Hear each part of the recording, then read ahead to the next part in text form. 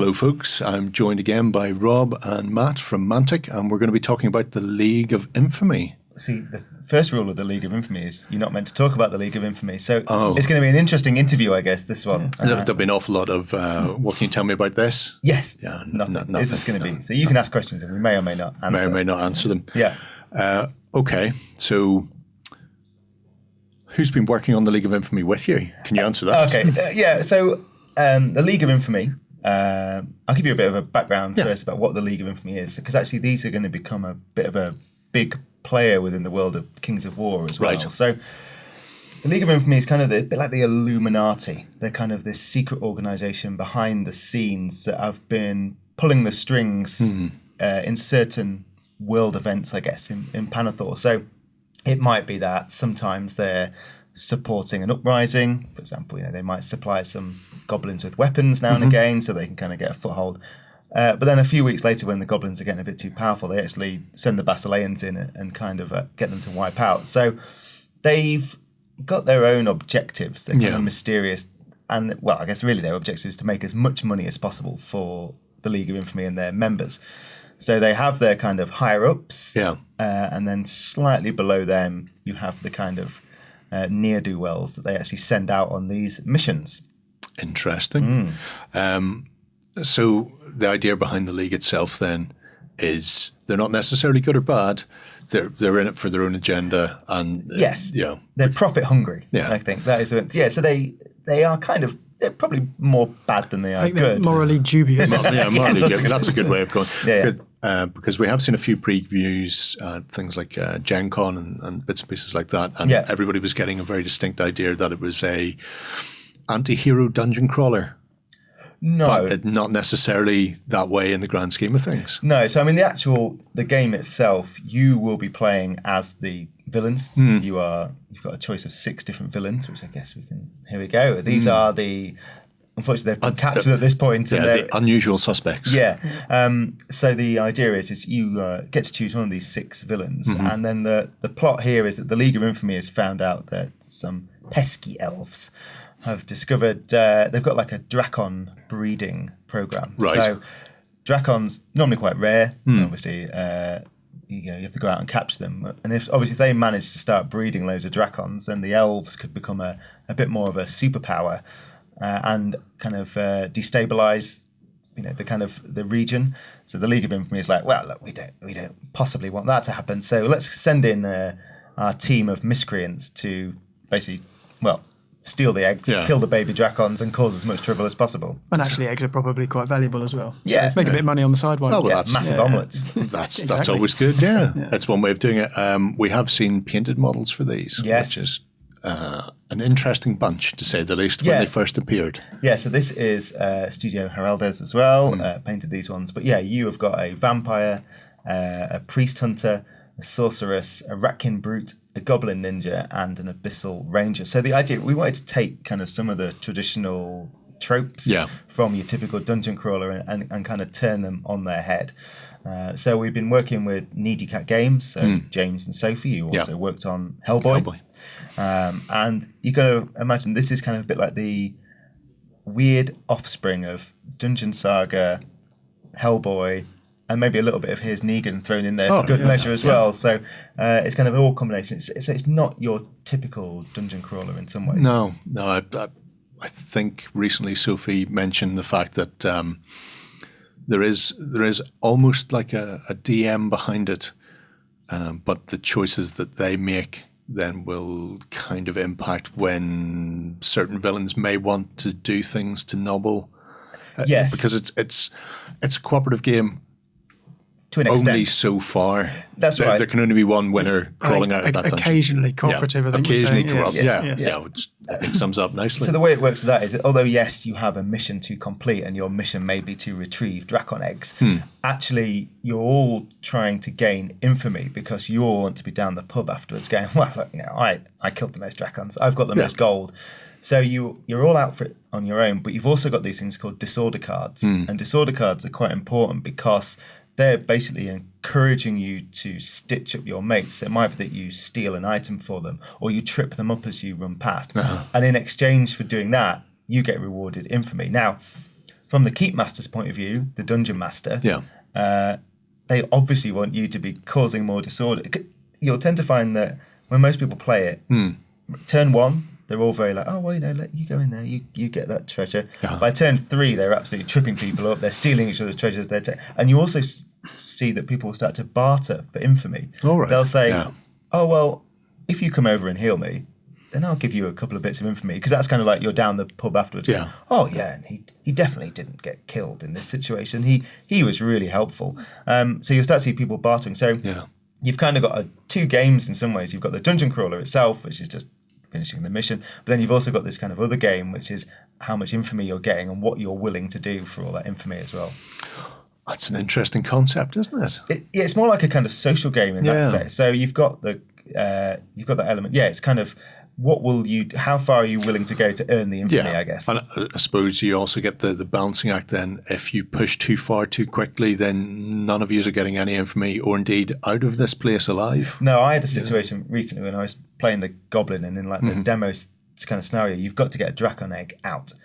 And I'd managed to get the Dracon egg, and I was like, yes, I've got it. And then everyone else who I was playing with, one person tripped me up, another person stopped me being able to run, and then someone else swapped places with me and got me stabbed by an elf, so I actually got killed. So that was nice. So I went from potentially being victorious but the party as a whole got out and survived. Yeah, so the party as a whole won, but I didn't actually kind of come out on top, which is very, very rude. Well, it sounds very rude. It sounds like they had to drag that poor worthless goblin out by his ankles because, generally they are, aren't they? I like how you were going Goblin Ninja. Thinking it's just a regular backstabbing goblin. All goblins are backstabbers. Well, yeah. Calling them a ninja is a bit much, I feel. But yeah, they're a really nice set of miniatures. I can see an awful lot of these coming through in people's Kings of War armies anyway. Yeah. Interesting thing for me is the Brute, because this is the first time we've seen a ratkin in the flesh, I feel. Yeah, it's something that we've obviously looked at, and the way we wanted to go with the ratkin, actually even though they, from if you know your Kings of War background, they were created by the Abyssal Dwarves and as a slave race and escaped. These guys still idolise their masters. So he's actually got his beard and his hairdo is the same as the Abyssal Dwarf. Yeah. I guess they would grow up thinking that's the normal way to dress. So they're okay, well, let's do it. So get out in the world and wonder why these people don't have their hair in rings and that sort of thing, and massive hats to keep them down. So speaking of the villains, the most villainous of all, the elves. I mean, who doesn't want to kill elves? Ultimately, I think even elf players deep down want to kill elves. So these are the Keep Master. As we said, it's an elven Dracon sanctuary where you're going in. So the Keep Master or the Dungeon Master will be in charge of the elves. So you've got kind of tall spears and kind of archers, but then you've also got Dracons and little baby Dracons to kind of slaughter mercilessly, along with kind of battle cats. And the little cats are interesting as well because you cause alarm by if you don't play very well, you make alarm tokens, which then gives the Keep Master kind of more reinforcements basically. So the little cats will often, if you draw a cat out of the bag, they stay in a room and just cause like mewling and howling, causing more alarm. So you've got to choose whether you go in there and actually destroy them or leave them. You can just shut the door and leave them on their own. Shutting the door is always good, I feel. And now we're going to see these guys transfer across to Kings of War in the future. I think certainly from the, now we've got like the Dracons sculpted, that we can take those through to become elf Dracon riders and things like that. I mean, we've got, so there's the baby one there, that's a juvenile next to it. And obviously we can upscale that.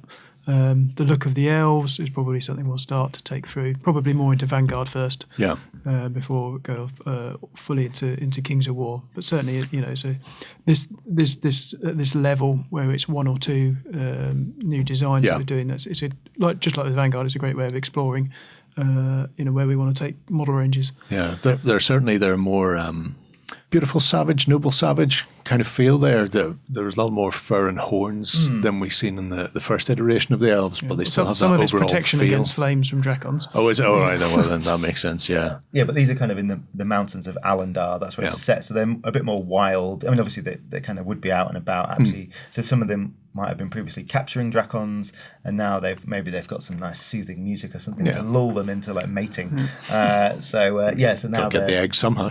So that's like a master hunter on the left, and then you've got a Drakon handler, obviously with a big prod and some oven mitts to make sure they don't get too burnt. So these guys are out and about wrangling, but we also have what would be a sort of quintessential elf spearman there. Yeah.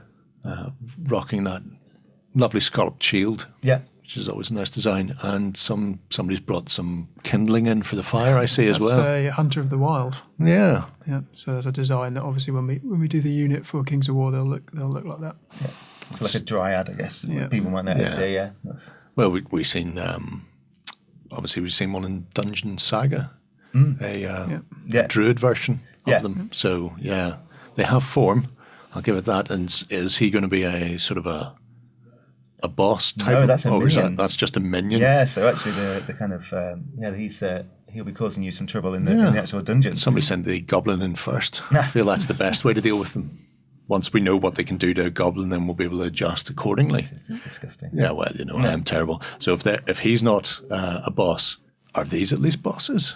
So the baby Drakons aren't. The kind of slightly bigger Drakon is. Yeah. You will have to face off against that one in one of the bosses. Because you kind of, obviously, if you're going around killing these cute little baby Drakons, then eventually you're going to get a bigger one who comes up to get some revenge. Yeah. There's only so many babies you can butcher, is that it? Or just how many eggs can you stamp on? I like seeing the design of the Drakon finally in a physical sculpt, because that had been teased for a while now. But the cute little baby Drakon, there's ways and means for that to be shoehorned into things. Yeah, so I think as well you'll find little bonuses. So the baby Drakons will be swarms; they'll be coming out. But obviously, if they're within so far of a Drakon handler, then they'll get little boosts. So you've got different ways to use them in the game, which is quite cool. If you're the keep master, there's a lot to do. It's not just kind of I'm going to put out these reinforcements. That with the disorder cards, and obviously the keep cards as well. You've kind of got a lot of tactics to kind of scupper the villains. So how much of the keep master role is integral? Because you see an awful lot of games these days where you can play an AI deck or that sort of thing. Is the keep master a more integral part of the game that you couldn't really get away with just playing an AI? So we have got an AI deck just in case, because I know some people, it's always that kind of sense that if you're the person who owns the game, you always end up being the keep master. Yes. And sometimes you actually do want, and particularly in this one, you do want to be the villains and you do want to be bad. So there is an option to play it with that. But I think, the keep master role is interesting because you're kind of almost encouraging the villains to use their disorder cards. So you'd be like, well, why don't you just try? You can earn some infamy here if you do this. So you're kind of whispering to them in the background. So in dissension. Yeah, you're like they've obviously got two. Well, I guess for the villains, they've got two demons on their shoulders, and you're one of the demons. They're the other demons themselves. So the keep master has quite a big role. But if you do want to play it kind of cooperatively with four of you against the kind of AI dungeon, then you can do that as well. That's interesting. It gives a nice breadth to it anyway, without going. The keep master is so integral that you will always need to have one. Yeah. But I'm assuming you'll get a different flavour of the game depending on whether you're playing the AI or playing with the keep master as well. So that's nice. He's a big fella. This is one of the big bosses. So this is the Elf Lord on Drakon. So about, I forget how big it is to the wingtips. It's pretty big anyway. It's tall. Yeah, it's very, very tall. Yeah. So that's a 50 mil base. It's 50 mil he's on. Yeah, that's a beautiful, beautiful bit of work. So this is Mummy. You've basically woken up Mummy by destroying all these little poor Drakons, and now she's coming out for some revenge. Yeah. She's not a lady to wake up. She doesn't look her best when she hasn't had her full 8 hours of beauty sleep, let's put it like that. And obviously this would make a very nice model for Kings of War. Yeah, great. Yeah. So, with the League of Infamy, obviously it's coming to Kickstarter, and the idea is you're infiltrating this elven sort of base, essentially. Yeah. Elven breeding pit. Yeah. Wherever they spawn Makes it elves. sound more dodgy than it is, yeah. Elves and dragons in any mix that they want in there. Yeah. We're not going to judge. Is that the only place the league's going, or are there plans beyond that? Well, I think after elves, kind of who else do you really want to kill, good guys wise? And I think for me, when you said good guys wise, I would have said Basileans, but we're not entirely certain they are the good guys. No. So I think a cute, fairy-footed race, pot bellies, maybe curly hair, something small. Yeah. That is terrible. There are so many people out there crying for the League of Rhodia, and the first time you introduce them is so you can butcher them in the League of Infamy. You can kill them. Yeah. I suppose it's one way, rather than just pushing them back and going, you're never going to see them, just introduce them going, you are going to see them. You need to kill them. Yeah, you're going to kill them. This is we've kind of teased it a little bit with the newspapers, the Primavant or Pilgrim. Yeah. So, the idea behind the Halfling expansion is that it's a completely different scenario. This is the mysterious Mama. No one really knows much about her, but she has discovered an old form of kind of magic, which is called gastromancy. Nice. Yeah, so that's why here she's kind of sorcery. In fact, sorcery. Yeah, she's a sorceress. Yeah. Actually, I managed to persuade Matt to introduce gastromancy to the magic wheel in Kings of War as well. Yeah. I think I'd seen that peering out of a corner somewhere, but then I read it twice and went, "It can't be what I'm reading." Yeah, but it's up near the top. Yeah, so it may come down the line. Then we'll see gastromancers and who knows? Who knows? So the idea is that Mama has learned this new this kind of old gastromancy technique, which is kind of boosting the halflings, making them as in that Primavant Pilgrim says that making them as strong as an ogre. Again, the League of Infamy, in their interest of balancing kind of the region, they're like, well, we don't suddenly want halflings getting really, really strong. So the League is again sent to kind of infiltrate, rein them in, and kind of find out the recipes and find out how she's doing it as well. I suppose the interesting thing with halflings are they're quite technological, and certainly in Kings of War and Panathor we see that where they're quite good at tinkering and that sort of thing. So having them coming in from an alternate angle, shall we say, where they're aiming to get swole, as I believe the kids say. Yeah, well, I think it's nice to kind of see we've got two different ways we can take them with the halflings. We've kind of got the tinkering, we there are some surprises in store for that. But as well, you've kind of got the more traditional, slightly kind of halflings like eating food. So. Yeah, and I suppose this delightful fella. Well, he looks like a lot of the chefs I know. Anybody could do your Ulster fry with a cigar hanging out his gob. So this is the master chef. So one of the ideas we had actually, and this started with Vanguard as well to some extent, is that a halfling army kind of may march on its stomach. Yeah. So obviously when they're kind of marching to war, by the time they arrive at the next location, they don't want to arrive and be hungry. So actually the kind of vanguard for them is to send out their chefs and their gameskeepers and things like that. So that by the time they actually arrive, breakfast is ready for them and they're ready to go. So as a result, that also means that these guys have to be the meanest of the mean.